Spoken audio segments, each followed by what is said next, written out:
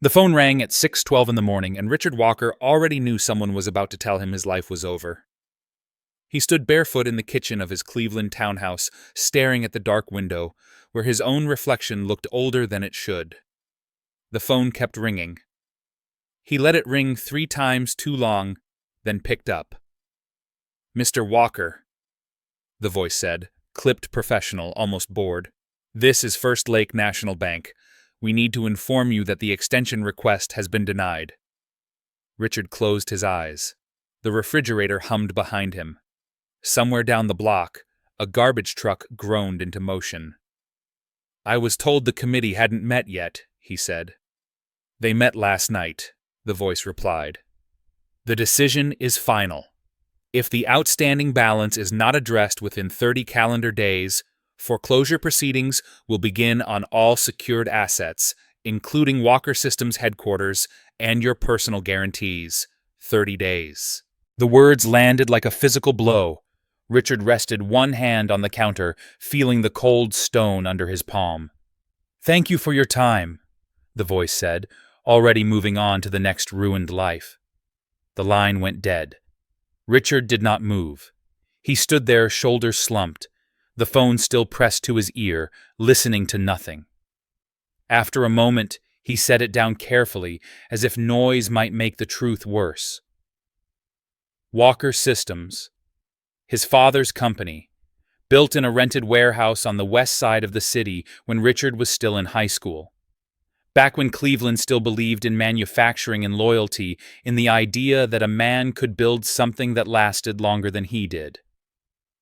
Now it was bleeding out quietly, not with explosions or headlines, with missed renewals, with long-time clients leaving without drama, with managers who smiled in meetings and stalled decisions until it was too late.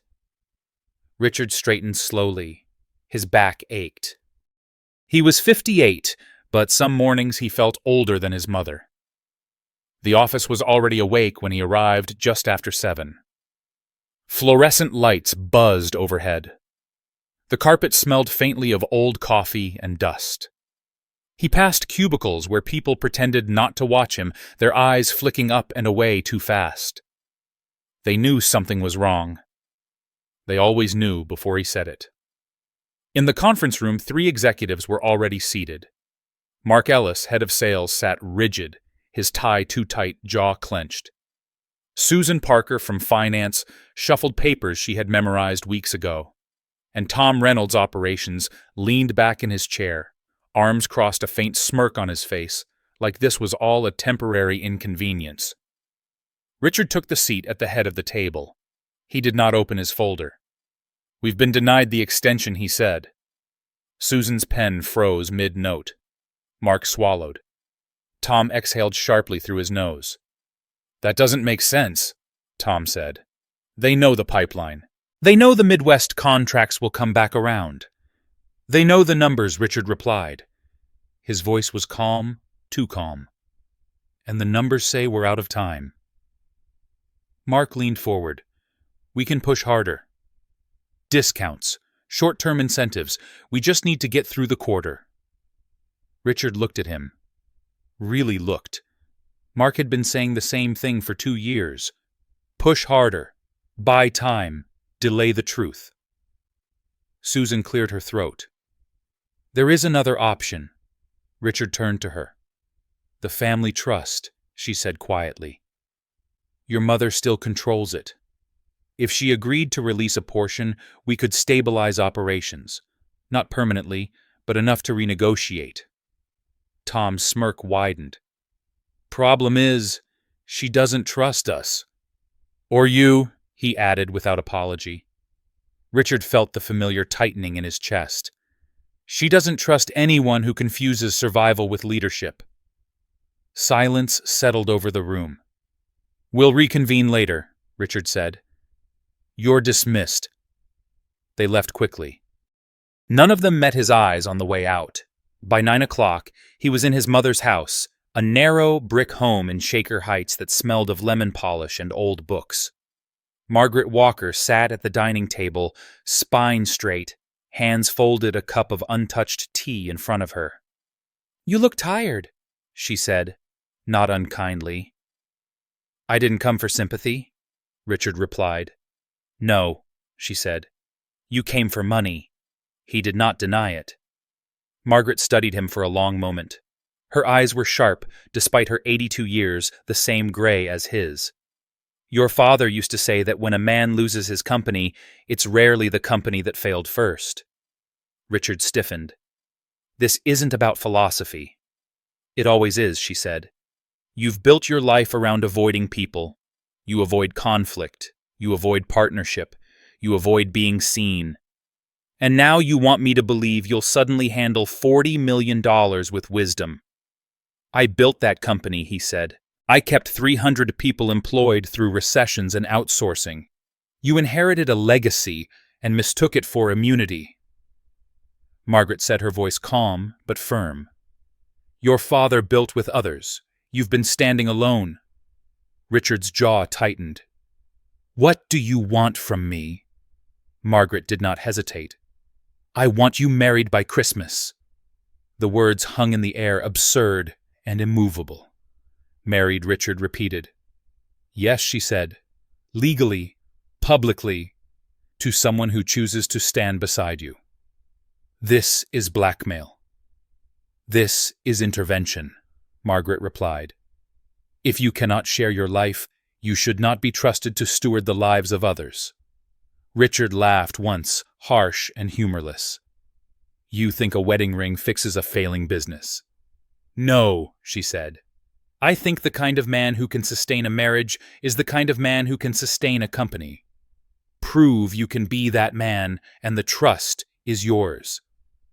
Outside, a car passed, tires hissing on wet pavement. Richard stood slowly. "You're asking me to manufacture a relationship.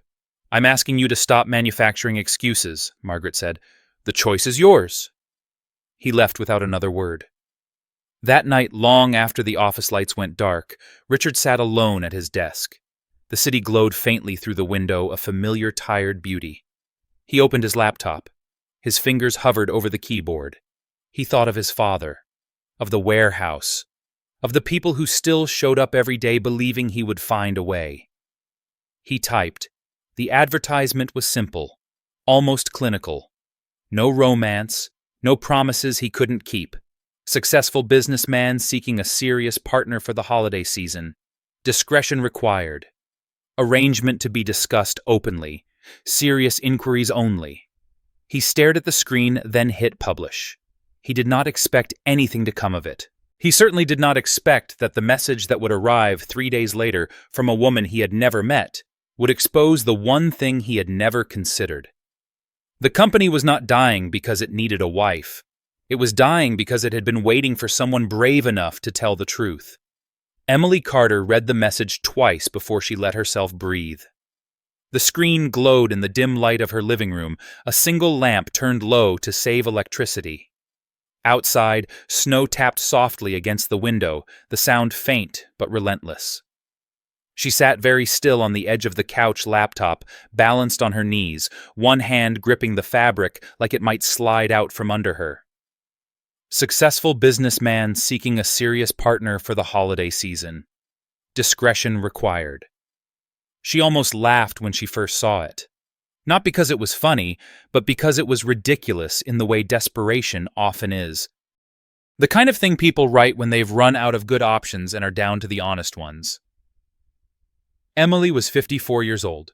She had been married, once widowed, for 9 years. She had run crisis teams in shuttering factories across Ohio and Michigan, flown out on short notice, fixed broken operations, and walked away before anyone bothered to remember her name. She had never imagined responding to an ad like this. She glanced at the stack of envelopes on the coffee table, past due notices, a polite letter from the mortgage company reminding her that temporary hardship solutions had an expiration date. Her savings account held enough for maybe 3 more months if nothing went wrong. Something always went wrong. She closed her eyes and pictured her late husband David standing in the doorway, the way he used to when she was overthinking something. "You don't need permission to survive, Em," he would have said. "You just need to decide." She opened a blank email. She did not flirt. She did not apologize. She wrote the way she always had when stakes were high. My name is Emily Carter. I saw your advertisement, and I believe honesty is the only way to approach something like this.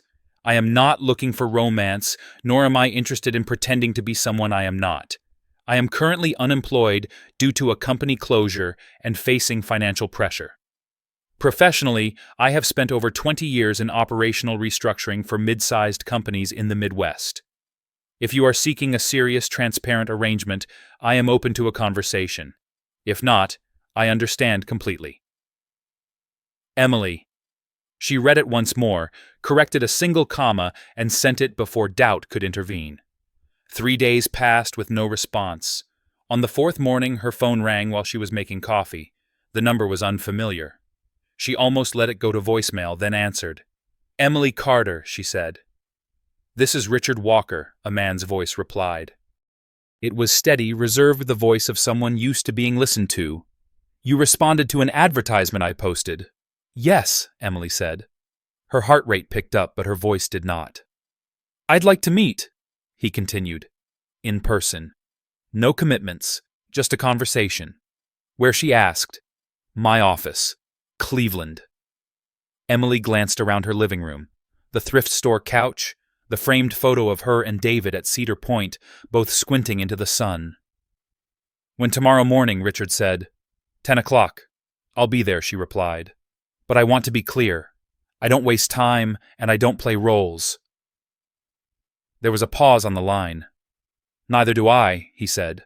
I'll send the address.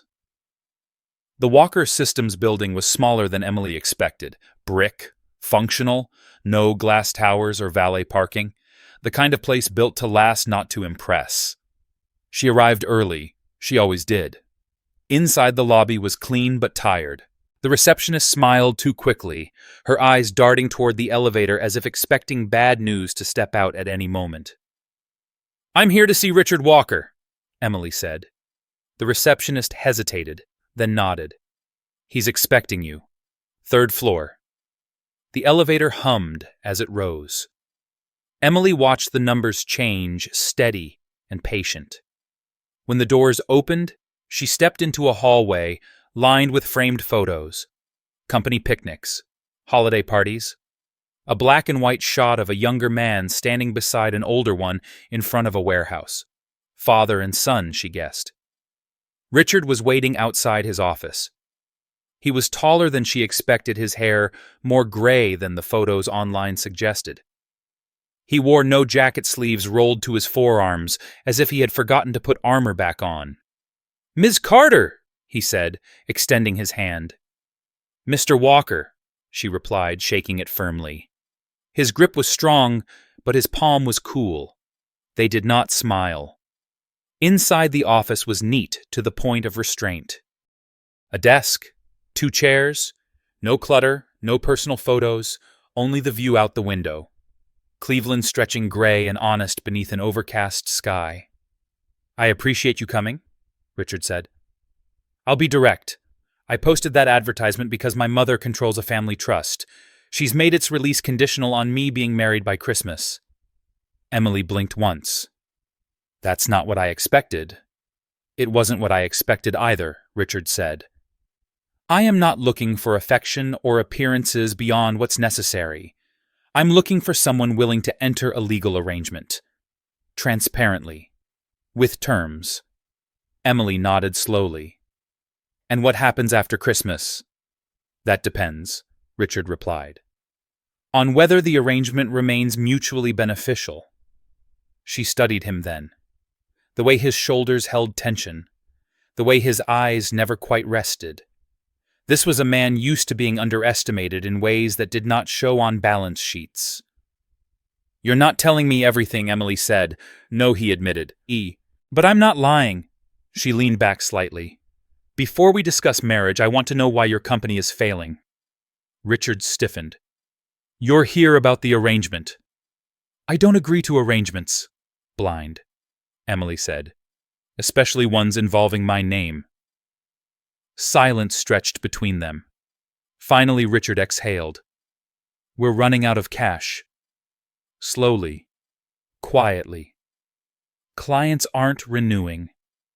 Management has been avoidant. Emily's gaze drifted to the corner of his desk where a spreadsheet lay face up. She did not need to read every number. Patterns spoke louder than specifics. "You don't have a product problem," she said after a moment. "You have a leadership bottleneck." Richard looked at her sharply. "You can tell that from a glance. I can tell you're protecting people who no longer protect the company," Emily replied. "And you're absorbing the blame alone." Something flickered across his face. Surprise, maybe? Or recognition. "You didn't respond to that ad because you needed a husband," Richard said slowly. "No," Emily agreed. "I responded because I needed an opportunity. And because I recognized the tone of a man backed into a corner." He stood and walked to the window, hands clasped behind his back. "If I offered you more than a role," he said quietly. "If I offered you a consulting position. Limited authority. Trial basis. Would you consider it?" Emily rose from her chair. "I would consider 90 days. No guarantees. No titles. Just access to the truth." Richard turned. "And the marriage?" Emily met his eyes. "Paper only. Boundaries clear. I won't be used as a symbol. I won't be silent. And I won't stay if I'm expected to fail politely." Richard studied her for a long moment. Then he nodded. "That he said may be the first honest proposal I've heard in years." Neither of them smiled. But something shifted in the room, subtle and irreversible. Outside, snow continued to fall quiet and persistent as two people who had never planned to meet stood on the edge of an agreement that would test everything they thought they knew about survival. The first thing Emily noticed on her second day at Walker Systems was how carefully everyone avoided eye contact. She walked the halls just after 8 in the morning, coat still on notebook tucked under her arm, and felt the tension ripple ahead of her like a warning. Conversations dipped when she passed. Chairs scraped softly. Someone laughed too loudly, then stopped. She had seen this before. Companies in trouble developed instincts. Fear made people territorial. Fear made them polite and dishonest in equal measure. Richard had given her a temporary badge. No title. No announcement. Just access. He was waiting in his office when she arrived, jacket on tie, loose a cup of coffee untouched on the desk. He looked like a man who had not slept well and did not expect to start.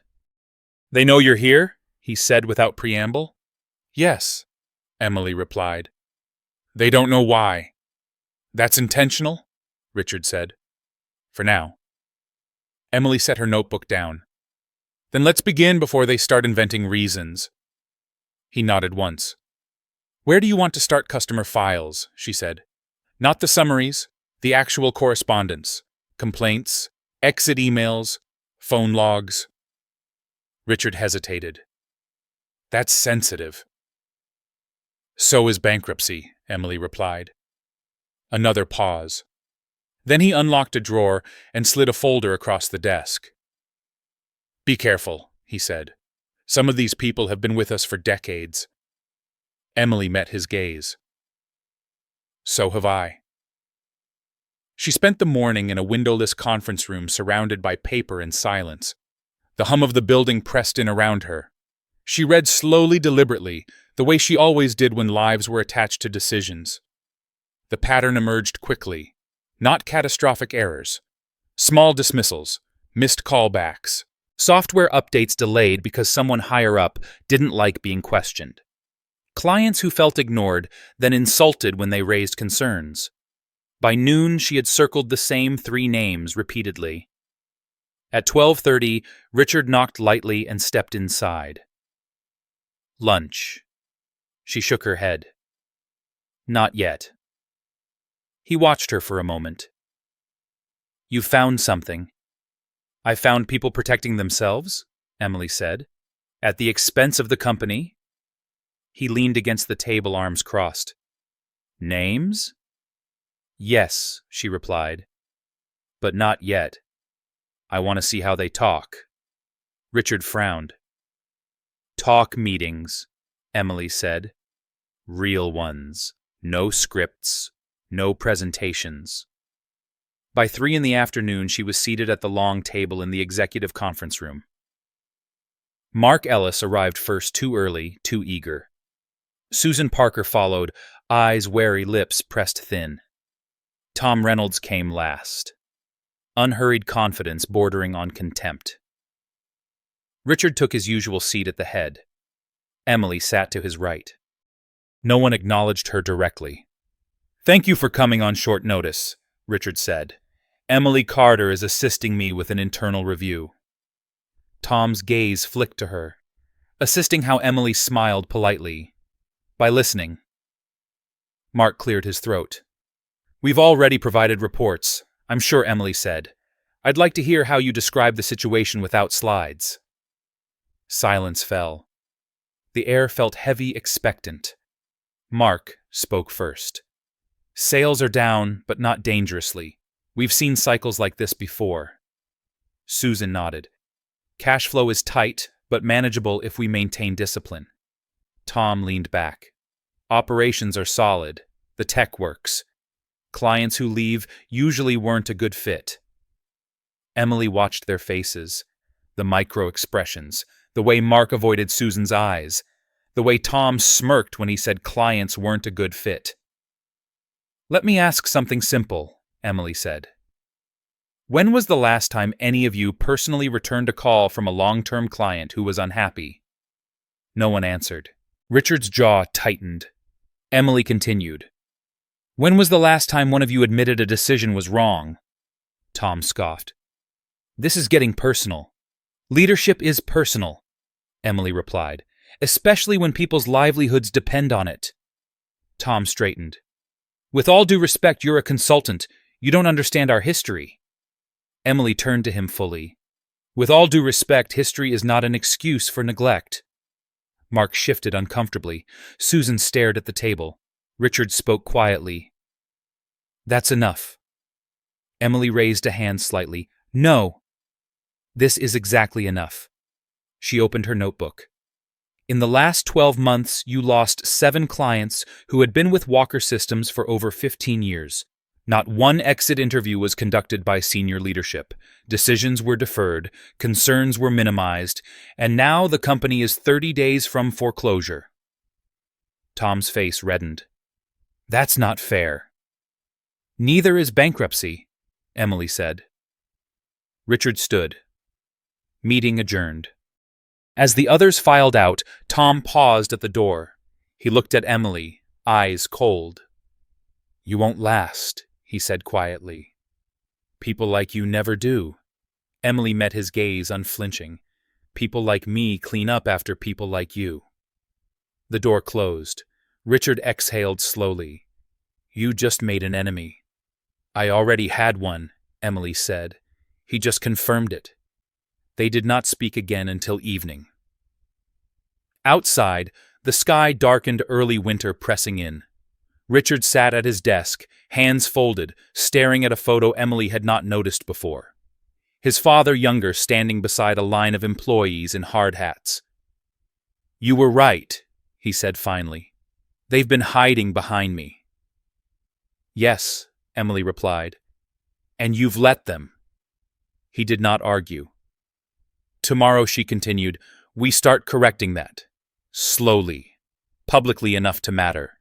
Quietly enough to survive. And if they push back?" "They will," Emily said. "That's how you know you're close to the truth." Richard nodded. "My mother called." Emily looked up. "And she wants to meet you." A beat passed. Emily closed her notebook. "When Sunday dinner?" Emily allowed herself a small, controlled breath. "Good," she said. "I was hoping she'd want more than paperwork." Richard studied her. "You're not afraid?" "I am," Emily replied. "I just don't let it decide for me." That night, alone in the guest room, Richard had insisted she use. Emily sat on the edge of the bed, shoes still on, staring at her phone. No new messages, no safety net.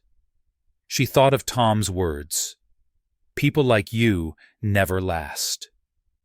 She thought of the company, of the quiet desperation she had felt in those halls, and for the first time since responding to the advertisement, a new thought settled in her chest, heavy and undeniable. If this failed, it would not be because she wasn't capable. It would be because someone decided the truth was too expensive to face. Sunday evening arrived with the weight of a verdict. Emily stood in the narrow hallway of Margaret Walker's house, smoothing the sleeve of her coat, listening to the low murmur of voices from the dining room. The smell of roasted chicken and rosemary hung in the air, warm and deceptively comforting. She had walked into hostile boardrooms, before rooms full of men who believed authority belonged to them by default. This felt different. Older, sharper, less forgiving. Richard paused beside her. He had changed out of his work clothes, traded the usual armor for a simple sweater, and pressed slacks. His shoulders were tight. "She doesn't raise her voice," he said quietly. "That's when you should pay attention." Emily nodded. "I didn't come here to impress her." "That might be your first mistake," Richard replied, then opened the door. Margaret Walker sat at the head of the table, posture-straight hands folded neatly in front of her plate. Her hair was silver and pulled back with precision.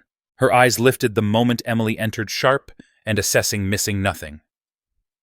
So Margaret said, "You're the woman who frightened my executive team." Emily met her gaze. "I didn't frighten them. I asked questions they didn't want to answer." Margaret's lips curved not quite a smile. "Sit." Dinner began without ceremony. Plates were passed, small talk attempted then abandoned. Margaret watched Emily the way surgeons watched scans waiting for the anomaly to reveal itself. "You're not wearing a ring," Margaret observed. "We haven't agreed to that yet," Emily replied evenly. "No rush," Margaret said. "People reveal themselves better when they're not pretending." Richard shifted in his seat. "Mother." "Let her speak," Margaret said without looking at him. "I've heard enough of you this week." Emily felt the pressure settle squarely on her shoulders. "You want to know why I'm here." "I want to know why you think you belong here," Margaret corrected. "My son has brought many capable people into his orbit. Most of them wanted something from him. Few wanted something for him." Emily set her fork down. "I don't belong anywhere by default. I earn my place." "And what are you earning now?" Margaret asked. "Time," Emily said. "To fix a company that doesn't know how close it is to losing everything." Margaret studied her for a long moment. "You speak as if you have authority." "I have experience," Emily replied. "Authority comes later if I survive long enough." Richard let out a breath he hadn't realized he was holding. Margaret's gaze shifted to her son. "You hear that?" "She doesn't expect protection."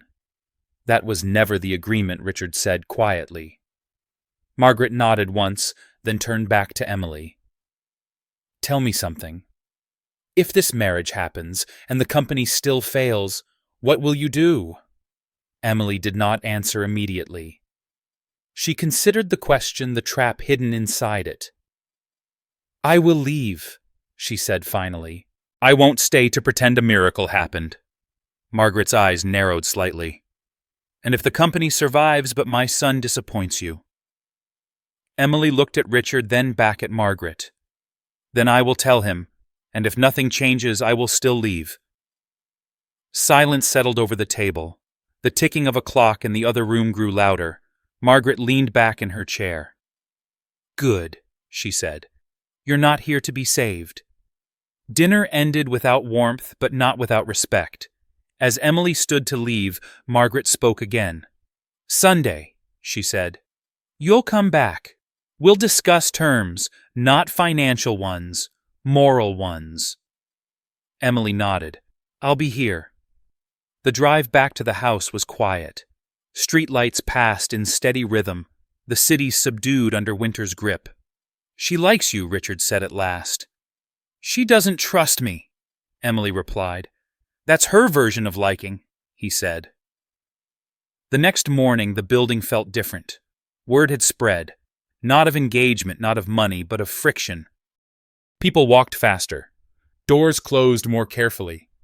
Tom Reynolds stood near the coffee machine, talking too loudly, laughter forced.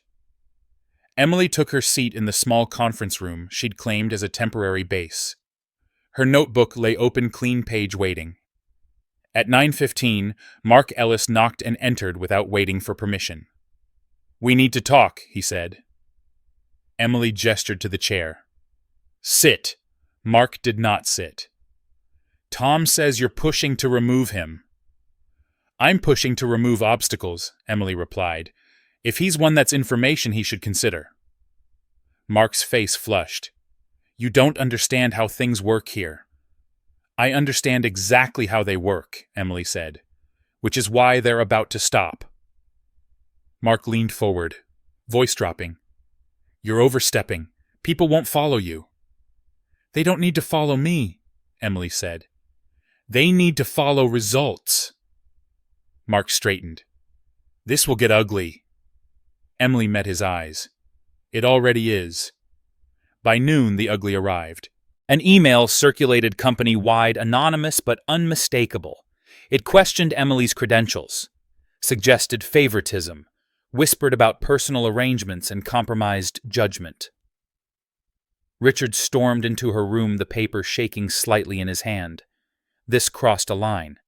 Emily read it once, then closed her notebook. "Tom, you're certain?" "Yes." Richard paced. "If I confront him now, it blows up. If you don't." Emily said it poisons everything quietly. He stopped pacing, looked at her. "What would you do?" "I would call a meeting," Emily said, "and I would not accuse. I would listen." The meeting was tense, faces tight. No one volunteered anything. Tom sat back, confident, arms crossed. Emily stood. Someone in this room chose to undermine the process rather than engage with it. That tells me more than any report. Tom smiled thinly. "Are you accusing me?" "No," Emily replied. "I'm giving you an opportunity." "For what?" Tom snapped. "To explain why a senior leader would choose sabotage over accountability," Emily said. Tom laughed. "You're bluffing." Emily nodded. "I hope so." Richard stepped forward, then voice steady, controlled. "Tom, I need you to take a leave of absence, effective immediately." The room erupted in murmurs.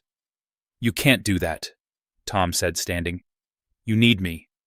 "I needed honesty," Richard replied. "You gave me fear." Tom's face twisted. "This is because of her." "No," Richard said. "This is because of me. I waited too long. Security arrived quietly. Tom was escorted out, protesting, promising consequences. When the doors closed, the room was silent. Emily felt the weight of it settle. This was the point of no return. Later, alone in her room, she sat heavily in the chair, exhaustion finally pressing in. Her phone buzzed. A message from an unknown number. "You think you've won? You haven't. People like you get blamed when this falls apart." Emily stared at the screen, then deleted the message. Outside, snow began to fall again, soft and relentless. Down the hall, Richard stood at his window, watching the city, knowing something fundamental had shifted. Not because a man had been removed, but because the truth had finally chosen a side. The first lawsuit threat arrived before sunrise. Richard read the email on his phone while standing in the kitchen. The house still dark, the coffee maker hissing softly behind him. Tom Reynolds' attorney. Aggressive language. Accusations of wrongful removal. Reputational damage, breach of implied contract. It was written to intimidate, to rattle him before the day even began. Richard didn't forward it to Emily right away. He read it twice, then set the phone down and stared at the counter, feeling the familiar pull to delay, to soften to find a middle ground that no longer existed. By the time Emily came downstairs, coat already on eyes alert, despite the early hour, he had made his decision. "We've got a problem," he said. She took the phone from his hand without comment, scanned the message, and handed it back. This was coming. "You sound calm," Richard said. "I'm prepared," Emily replied. "There's a difference." At the office, the atmosphere had shifted again. Not fear this time, but fracture. Small clusters of employees whispered in hallways. Doors closed more often than they opened. Loyalty was being tested in real time, and not everyone would pass. Emily called a meeting with department heads, not in the large conference room, but in a smaller space closer, harder to hide in. Richard stood beside her, not at the head, not behind. Beside. "I won't pretend yesterday didn't shake things," Emily said. "It should have. Change is supposed to feel unstable before it feels right." A hand went up. "Susan Parker." Her voice was careful. "Are we in legal danger?" "Yes," Emily said. "But not for the reasons you think." Murmurs followed. "Tom's removal didn't create risk." Emily continued. "It exposed it. The risk was already here. Quiet. Growing." Another voice spoke, younger, from operations. "What if clients find out they already know something's wrong?" Emily said. "Clients always know. The question is whether we show them we're capable of correcting course." Richard felt eyes on him. Measuring, waiting. "I won't lie to you," he said. "This company is not safe yet. Anyone who tells you otherwise is protecting themselves." Silence. "But this is the first time in years I believe it's honest," he added. That was enough. Not reassurance, recognition. The rest of the day blurred into movement. Emily in meetings, Richard on calls, lawyers consulted, lines drawn. By late afternoon, word came that 2 long-time clients wanted updates, not formal complaints, conversations, the kind that preceded decisions. Emily took the first call on speaker, Richard listening. "We've been with you for 22 years, the voice on the line said. "We just need to know if you're still the company we signed with." Emily leaned forward. "We're not," she said, "but we're trying to become the one you thought you had." A pause, then a quiet chuckle. "That's the first honest answer I've heard in months." That evening, Emily stayed late reviewing contracts, making notes in the margins, mapping relationships that existed only because no one had bothered to look closely. At 9, she finally closed her notebook and rubbed her eyes. Richard knocked lightly and stepped in. "You should go home." "So should you," Emily replied. He didn't argue. They left together, the building emptying behind them, lights clicking off floor by floor. In the car, neither spoke for several blocks. Snow dusted the windshield. Cleveland muted and watchful. "You didn't tell me about the lawsuit this morning," Emily said eventually. Richard tightened his grip on the wheel. "I didn't want to distract you."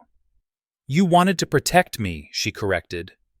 "Yes," he admitted. She nodded slowly. "Don't." He glanced at her. "Don't protect you. Don't decide what I can handle," Emily said. "If this falls apart, it falls on both of us." Something in her tone settled into him. Not accusation, alignment. When they reached the house, Margaret's lights were on. Richard slowed. "She asked us to come by," he said. "Didn't say why." Inside, Margaret sat in her usual chair, a stack of papers on the table in front of her. She looked tired, but alert. "Sit," she said. Emily did.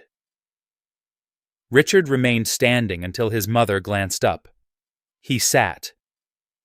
"I've been contacted," Margaret said, "by people who are very concerned about my money." Richard stiffened. "Mother!" "I'm not angry," Margaret said. I'm curious. She turned to Emily. They say you're reckless, that you're dismantling things without understanding their history. Emily met her gaze. History that can't withstand scrutiny isn't heritage, it's habit. Margaret studied her. You sound very certain. I'm not, Emily replied. But I'm willing to be accountable. Margaret nodded slowly. Good, because this will get worse before it gets better. She slid a document across the table toward Richard. This is the first tranche. Release tomorrow morning. Richard stared. You said I wanted proof of partnership, Margaret said. I've seen it. Emily started to speak, then stopped. Margaret looked at her. Don't thank me. This isn't charity. This is leverage. I understand, Emily said. As they stood to leave, Margaret added, One more thing. They paused. You will both disappoint me, Margaret said calmly. What matters is whether you lie about it. Outside, the cold air hit them hard. Richard exhaled a sound halfway between relief and dread. She scares me, he said. She should, Emily replied. The next day brought confirmation of what Tom had promised. A local business journal published a short piece. Speculation. Anonymous sources. Questions about leadership stability. Nothing overt. Enough to make phones ring. Emily watched Richard read it, his face unreadable. This is where people fold, she said. He looked up. And what do? I call the clients before they call us, Emily replied. And I tell them the truth. By the end of the week, 2 clients stayed. 1 left. A third asked for time. It was not a victory. It was survival. On Friday night, Emily sat alone in her room, shoes off, jacket still on, staring at the ceiling. Exhaustion settled deep in her bones. The phone buzzed. A text from an unknown number again. You're burning bridges you won't be around to cross. She deleted it without responding. Downstairs, Richard sat at the kitchen table reviewing numbers, the weight of every decision pressing in. He realized with a strange clarity that for the first time in years, he was not carrying it alone. And that scared him almost as much as losing everything. The offer arrived quietly, which was how Emily knew it was dangerous. It came in the form of a calendar invite forwarded by Susan Parker late Monday afternoon. No subject line, just a time, a location, and a note that read, Private discussion. External party. Emily stared at the screen, then walked down the hall to Richard's office without knocking. You expecting visitors? She asked. Richard looked up from a stack of invoices. Not that I know of. She turned the laptop toward him. He read it once, then again. That's Lakeview Capital, he said. They've been circling for years. They don't circle unless they smell blood, Emily replied. Richard leaned back, fingers steepled. They offer liquidity, fast, and control, Emily said. Quietly. He exhaled. We're not in a position to refuse conversations. No, Emily agreed. But we are in a position to choose the room. The meeting took place 2 days later in a downtown hotel conference suite that smelled faintly of leather and citrus. Floor-to-ceiling windows. Polished table. Bottled water placed with precision. 2 men waited when Richard and Emily entered. One older, silver-haired smile practiced. The other younger, sharp-eyed, tapping a pen against his notebook like a metronome. Richard Walker, the older man said, standing. Paul Hendricks. This is my associate, Evan Moore. Richard shook hands. Emily nodded, took a seat without being invited. We'll be brief, Paul said. We know time is sensitive. Emily watched his hands. Steady, confident, a man who believed urgency was a weapon. We're prepared to inject $20 million immediately. Paul continued. Enough to stabilize operations and signal confidence to the market. And the terms Emily asked. Paul smiled. Minor oversight provisions, strategic guidance, control, Emily said flatly. Paul's smile thinned. Partnership, Evan finally spoke. We'd also require leadership adjustments. Richard stiffened. Meaning a more experienced operational presence, Evan said, eyes flicking to Emily. Consultants tend to complicate narratives. Emily felt the familiar heat rise, controlled but sharp. You want to remove me. We want to remove uncertainty, Paul replied smoothly, and personal entanglements rarely reassure investors. Richard's jaw tightened. She's not an entanglement. Emily placed a hand lightly on his arm. Let them finish. Paul leaned forward. This is a clean exit from the brink. You keep the company name. You keep your position. Employees keep their jobs. Isn't that what matters? Emily met his gaze. At what cost? Paul shrugged. Influence, direction. Some people don't survive transitions. Silence filled the room. Outside traffic moved like a distant current, indifferent. Richard looked between them. He saw it then, clear and terrifying. The offer was real. It would solve the immediate crisis. It would also erase the fragile honesty they had fought to establish. We'll consider it, he said finally. Paul stood. Don't wait too long. As they left, Emily remained seated for a moment. Hands folded, breathing slow. They're right about one thing, Richard said once they were outside. We are running out of time. Yes, Emily replied, which is why shortcuts are so tempting. Back at the office, the rumor mill ignited almost immediately. Someone had seen the car. Someone knew the name. By afternoon, the whispers had turned strategic. Mark Ellis stopped Emily in the hallway. Is it true?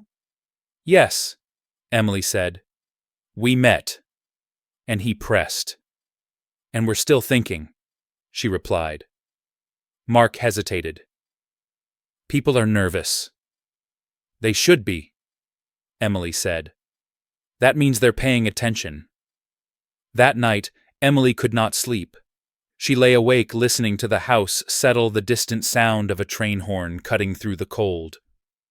The offer replayed in her mind, seductive in its simplicity. She rose quietly and went downstairs. The kitchen light was on. Richard sat at the table, papers spread around him, glasses perched low on his nose. You're awake, he said. So are you? She replied. He gestured to a chair. Talk to me. Emily sat. If you take their deal, the company survives in name. It loses its spine. And if I don't? Richard asked. We might still fail, Emily said. Honestly. He nodded slowly. My father would have taken the deal. Your father built in a different time, Emily replied, when loyalty was assumed. Now it has to be earned. Richard removed his glasses. What would you do if this were your company? Emily did not answer immediately. She looked at the papers, the numbers, the people attached to them. I would choose the slower death over the quiet one, she said finally. Because slow gives you a chance to change. He closed his eyes. When he opened them, something had shifted. Resolve, or fear turning into purpose. Then we counter, he said. The next morning, Richard called Paul Hendricks. We're not interested in removing our people, Richard said, or our principles. Paul sighed. You're making an emotional decision. I'm making a leadership decision, Richard replied. If you want to invest, it's without conditions that undermine our integrity. A pause. That's unlikely, Paul said. Then so is a deal, Richard replied and hung up. The fallout was immediate. By noon, a key supplier froze terms. By afternoon, a mid-level manager resigned without notice. The pressure intensified, invisible but crushing. Emily gathered the department heads again, faces drawn, eyes searching. We're choosing a harder path, she said.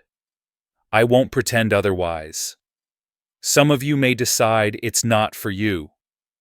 No one spoke. That's okay, she continued. But if you stay, because you believe this company is worth saving honestly. A hand rose. Not Mark, not Susan, a younger woman from support services. If we stay, she asked quietly, will you stay? Emily met her gaze. Yes. Richard stood. So will I. That night, Emily received another message. Different number, same tone. You just cost a lot of people their future. She stared at the screen, fingers hovering. Then she typed. Only if they mistake comfort for survival. She turned the phone off. Downstairs, Richard sat alone, the weight of his decision settling deep. For the first time since the bank call, he felt something unfamiliar rise alongside the fear. Clarity. They had not chosen safety. They had chosen themselves. The first client cancellation hit at 10:17 in the morning, precise enough to feel intentional. Emily was in the middle of a systems walkthrough with the support team when Susan Parker appeared at the door, her face pale, one hand pressed flat against the frame as if the room might tilt. They're out, Susan said. Northline Manufacturing. Effective end of quarter. The room went silent. Screens glowed. A keyboard clicked once, then stopped. Emily nodded.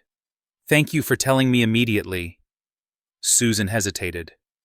They cited instability. They always do, Emily replied. That's not the reason. After Susan left, Emily turned back to the group. Take 5 minutes. Then we continue. A young technician raised a hand. Continue with what? With fixing the thing we can fix, Emily said. Everything else is noise. By noon, the cancellation had spread. It wasn't just a lost contract, it was a signal. Phones rang more often, emails came shorter, people stopped pretending the danger was theoretical. Richard closed his office door and stood at the window watching snow drift sideways across Euclid Avenue. He had expected this moment. He still wasn't ready for how personal it felt. Northline's founder had shaken his hand at his father's retirement dinner. They had shared drinks, stories, years. He turned as Emily entered without knocking. We need to respond, he said. We need to listen first, Emily replied, and then respond. They won't wait, Richard said. They already waited, Emily countered. We just didn't notice. She placed her notebook on his desk and opened it to a page filled edge to edge with writing. There's something else. Richard looked up. What? Someone's been talking, Emily said. To clients. Not officially. Quietly. Suggesting we're about to sell. That leadership is fractured. Richard's shoulders stiffened. Who? I don't know yet, Emily said. But they're credible enough to be believed.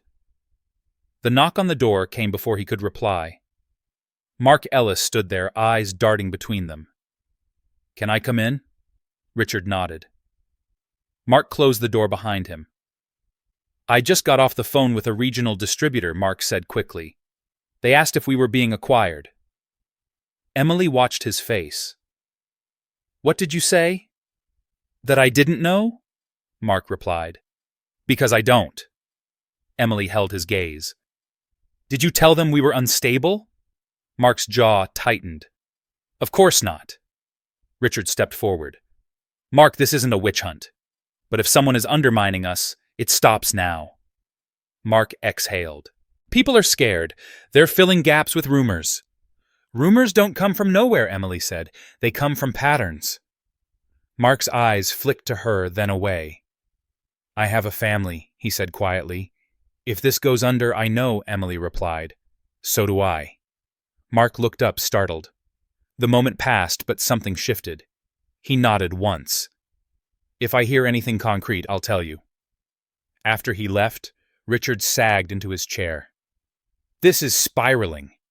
Yes, Emily said, which means it's time to narrow the field. That afternoon, Emily asked for access to the internal messaging logs. Not content. Patterns, frequency, timing. Who spoke to whom when decisions were pending? She worked methodically, eyes scanning data the way others read faces. By early evening, a shape emerged. Not Mark, not Susan. Someone lower, someone overlooked.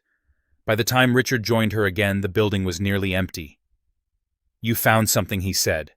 "I found a leak," Emily replied. "And it's not who you expect." She turned the screen. David Keller, mid-level account manager. He's been forwarding internal concerns to a competitor.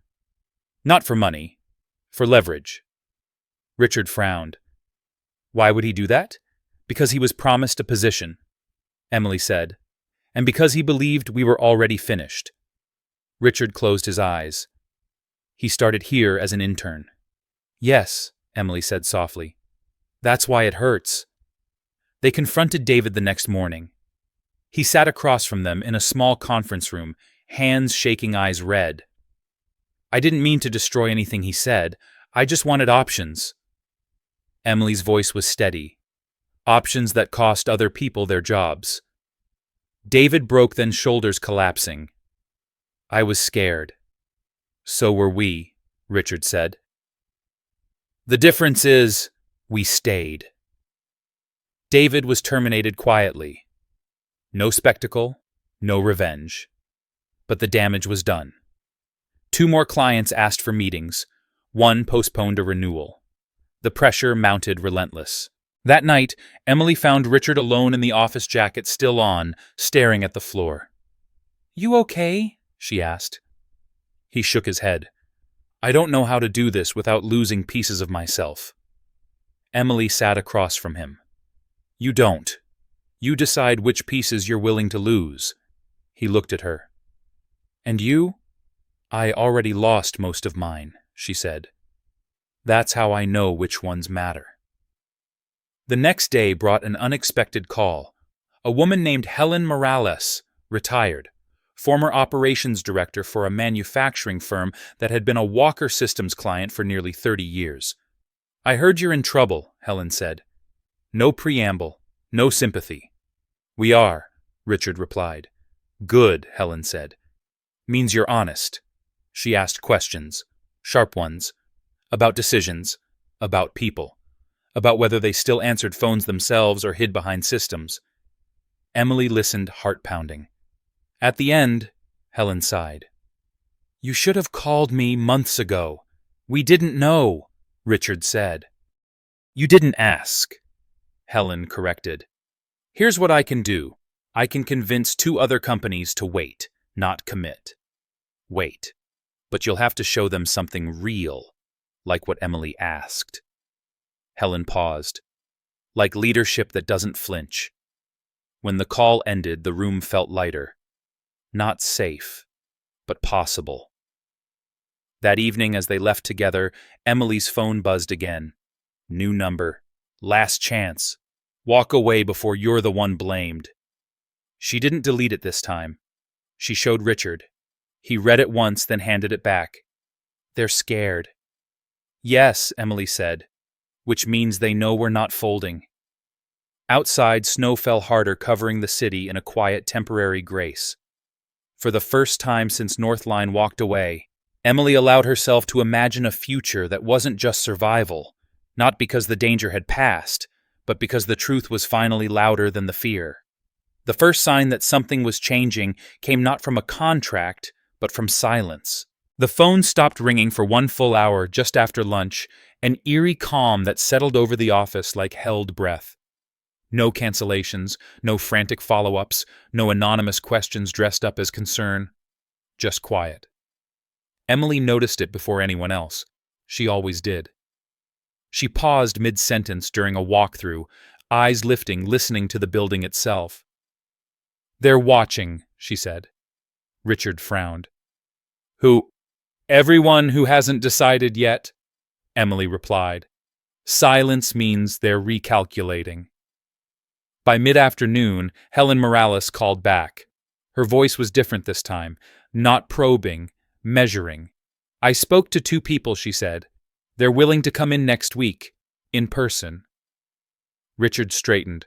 "For what purpose?" "To see if you're real," Helen said. "Not the numbers. You." Emily closed her eyes briefly.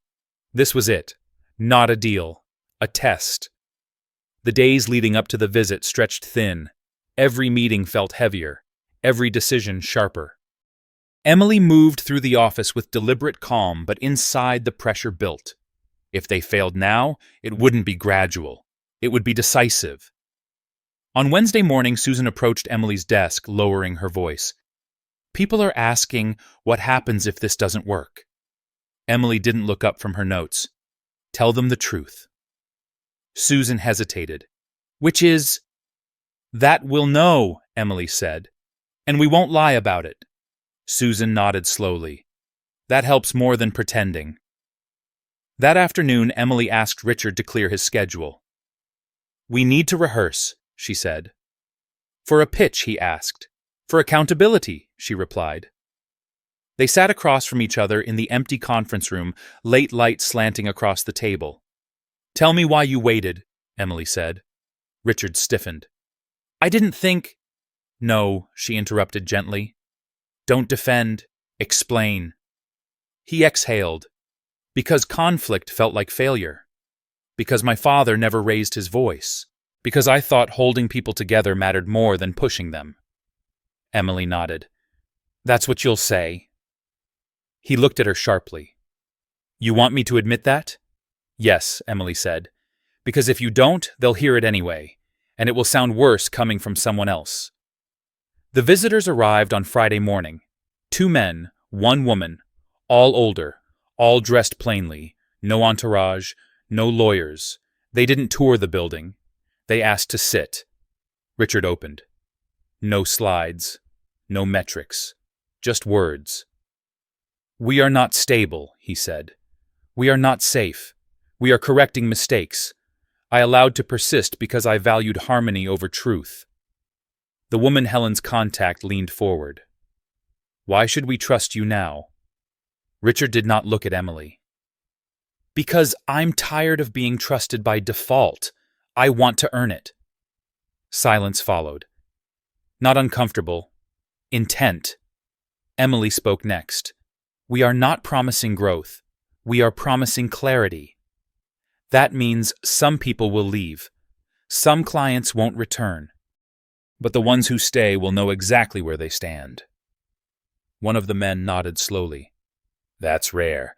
After 2 hours, they left without committing to anything." Richard slumped into his chair when the door closed. Was that enough? Emily didn't answer immediately. She was listening again. To the building. To the space they'd left behind. "Yes," she said finally. "For now." The next blow came that evening. An email from the board. Short, formal. A request for an emergency meeting. Monday morning. Richard read it twice, face hardening. "They want blood. They want certainty," Emily said. "And they think sacrifice creates it."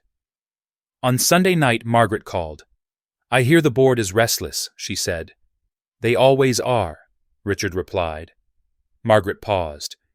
"If they ask you to choose—" "I know," he said quietly. "I won't." Margaret exhaled. "Then you've already decided who you are." The board meeting was brutal. Questions came fast. Why had he refused outside capital? Why had he removed a senior executive? Why had he allowed a consultant so much influence? Emily watched from the side, notebook closed, as Richard answered each one without deflection. "Not perfectly. Honestly." At the end, the chairman spoke. "We need stability." "You need courage," Richard replied. "Stability built on fear collapses quietly. I won't lead that." They voted. Narrow, tense. Richard remained. Outside the room, Emily waited. When he emerged, she searched his face. "It held," he said. "Barely." That afternoon, the email arrived. Northline Manufacturing. Subject line, reconsideration. Emily read it once, then handed it to Richard. "They want to talk," she said. He closed his eyes. Not in relief. In exhaustion. By the end of the week, 2 clients agreed to renew at reduced scope. 1 returned fully. It wasn't salvation. It was momentum.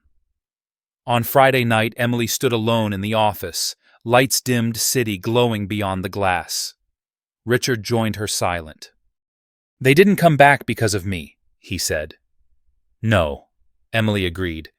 "They came back because you stopped pretending." He looked at her. "What happens after Christmas?" Emily didn't answer right away. For the first time, she allowed the question to land. "I don't know," she said, "but whatever happens, it won't be a lie."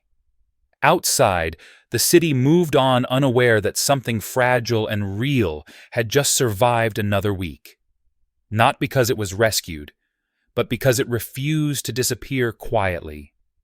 Christmas arrived without ceremony, no snowstorm, no dramatic bells, just a gray morning that settled over Cleveland like a held breath.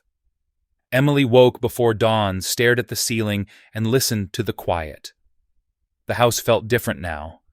Not hostile, not safe, something in between. Downstairs, Richard was already awake. She could hear the low murmur of the radio, a local station playing old standards for people who preferred memory to novelty. The smell of coffee drifted up the stairs. They did not say Merry Christmas. They never had. Emily joined him at the kitchen table. A single envelope lay between them, thick, cream-colored. Margaret's handwriting on the front, precise and unforgiving. "You don't have to open it yet," Richard said. "I know," Emily replied. She slid into the chair opposite him, wrapped her hands around the mug he had poured without asking. "But we will." Richard nodded. "After today, everything changes." "That's true whether we read it or not," Emily said. The envelope remained unopened as they drove to the office. The city was quieter than usual. Churches full. Roads empty. Walker System stood solid and unremarkable against the winter sky, brick holding years of decisions in its walls. A few employees had volunteered to come in. Support staff, engineers, people who said they preferred structure to silence. They nodded as Emily and Richard passed. No speeches, no forced cheer.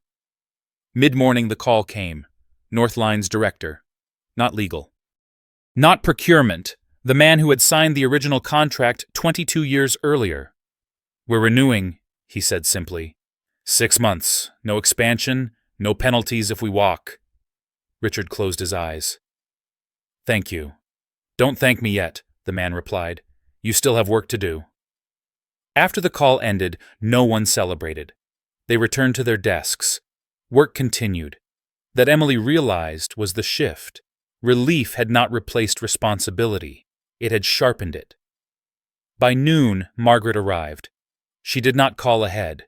She stood in the lobby, coat-buttoned purse held close, surveying the space like a general inspecting a battlefield long after the fighting had moved on. Emily met her halfway. "You came," Emily said. Margaret nodded. "I wanted to see the aftermath." Richard joined them. "Mother?" Margaret looked at him. Really looked. "You look older," she said, "but steadier." "That's not a compliment I'm used to," Richard replied. They went to the small conference room. No assistants, no advisors. Just the three of them, and the envelope finally opened. Margaret folded her hands. "The trust is released," she said. "In full." Richard's breath caught. Emily remained still. "There are conditions," Margaret continued. "Not financial. Personal." Emily waited. "You will not rush into this marriage," Margaret said. "Not to satisfy tradition. Not to satisfy me. If you choose it, it will be because you understand what you are giving up." Richard stiffened. "Mother, silence," Margaret said gently. "This is not punishment. This is protection." She turned to Emily.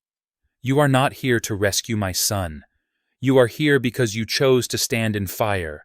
That earns you respect, not ownership." Emily nodded. "I don't want ownership." "Good," Margaret replied. "Because my son has spent his life confusing responsibility with control." Richard looked down. Margaret rose slowly. Christmas is not a deadline, she said. It's a mirror. Use it. She left without embracing either of them. The afternoon passed in fragments. Calls returned, messages answered. The envelope placed carefully in Richard's desk drawer, no longer a threat but not yet a comfort. As dusk fell, Emily stood alone in the conference room lights-off city, glowing faintly through the glass.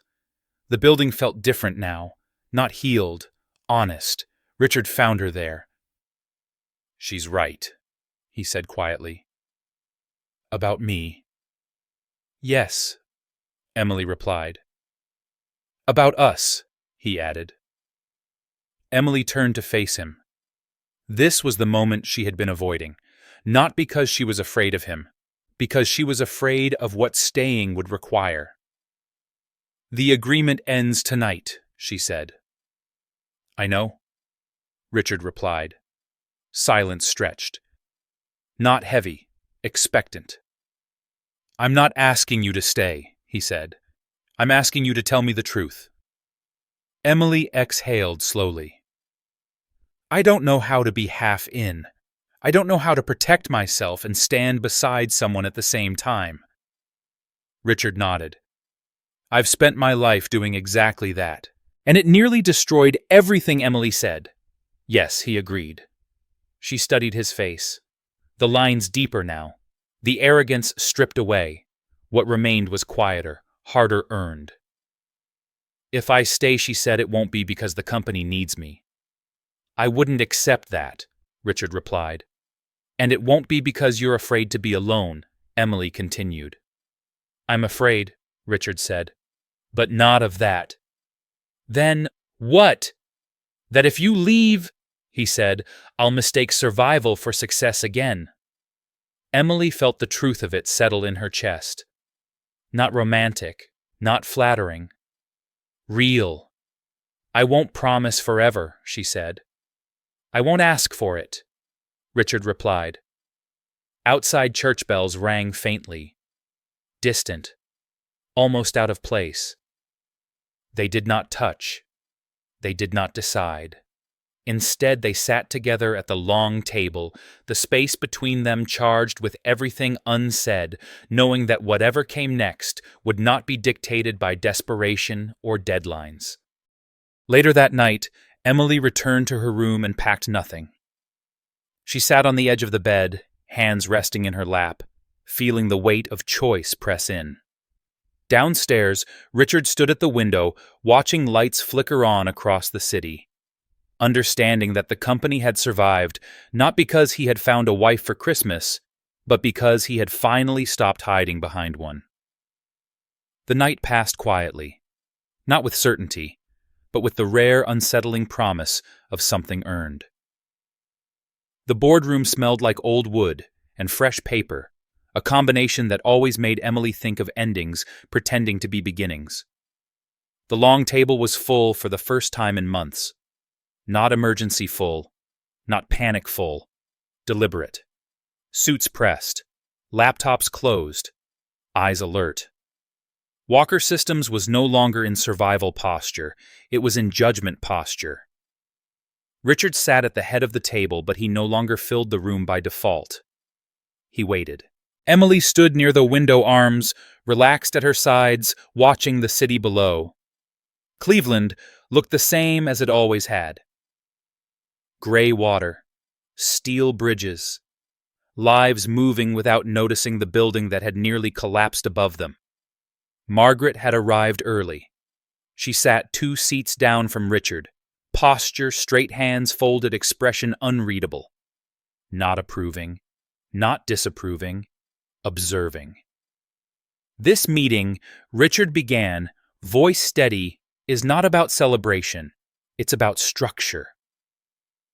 No one interrupted. For years, this company operated as if survival was the goal. He continued. That mindset nearly killed it. Survival is not leadership, it's delay. A few board members shifted. Emily could feel it, the subtle resistance from people accustomed to authority sounding a certain way. Richard gestured toward her. Emily Carter has been acting Chief Operating Officer for the past 6 weeks.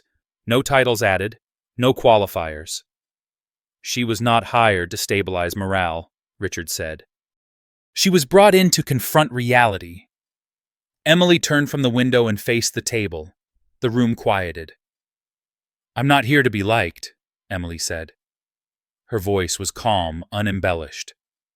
"And I'm not here to be temporary." A murmur. Small. Controlled.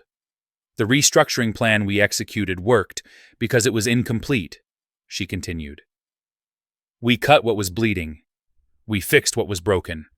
But we did not change who had permission to decide." She placed a folder on the table. Thick, labeled simply. "The next phase removes single-point authority," Emily said, "including mine." Richard did not flinch. "This company does not need a hero," she said. "It needs accountability that survives people." Margaret's eyes sharpened. Emily outlined it all. Governance changes, compensation realignment, decision thresholds, external audits with teeth, succession protocols that assumed failure, not loyalty, no drama, no raised voice. When she finished, the room sat in silence. One board member finally spoke. "This is aggressive." "Yes," Emily replied, "because comfort is expensive." Another leaned forward. "And your role in this structure," Emily met his gaze. "Defined, limited, reviewed." Richard spoke then. "Emily will remain Chief Operating Officer, with authority matched by oversight." Margaret smiled faintly. The vote passed. Not unanimously, decisively. After the room cleared, Margaret remained. "You didn't ask for permanence," Margaret said. "I don't need it," Emily replied. Margaret studied her. "You understand power. I understand cost," Emily said. Margaret nodded. "That's rarer." They left together, walking slowly through the hallways that no longer felt haunted. Outside, winter had loosened its grip. Snow receded into dirty piles. The river moved again. That evening, Emily did not work late. She went home. The house felt quieter than it had weeks ago. Not empty. Settled. Richard was in the kitchen, sleeves rolled, chopping vegetables with careful focus. "You stayed," he said, not looking up. "I did," Emily replied. Not because he asked, not because the company needed it, because she had chosen the wait. They ate together. No wine, no speeches, just food and the sound of forks on ceramic. Later, they sat in the living room, lights low. "I'm not good at ease," Richard said. "I know," Emily replied. "I'm learning," he added. "So am I," she said. Spring came without announcement. The company stabilized. Slowly, quietly. No headlines, no viral praise. Just contracts honored, people rehired, systems holding. Emily took fewer hours, then fewer still. She began consulting again selectively. Not to escape, to expand. Richard learned how to leave the office before dark, how to let silence exist without filling it with control. Margaret visited less often. When she did, she no longer inspected. She listened. One afternoon, months later, Emily stood again at the window. Same view, different gravity. Richard joined her. "We never named it," he said. "We don't have to," Emily replied. Outside, the city moved forward indifferent and alive. What saved the company had never been the expectation of a wife by Christmas. It had been the refusal to confuse possession with partnership, rescue with respect, survival with success. And if this story made you pause, made you feel the weight of second chances and earned trust, then subscribe and comment 3 words.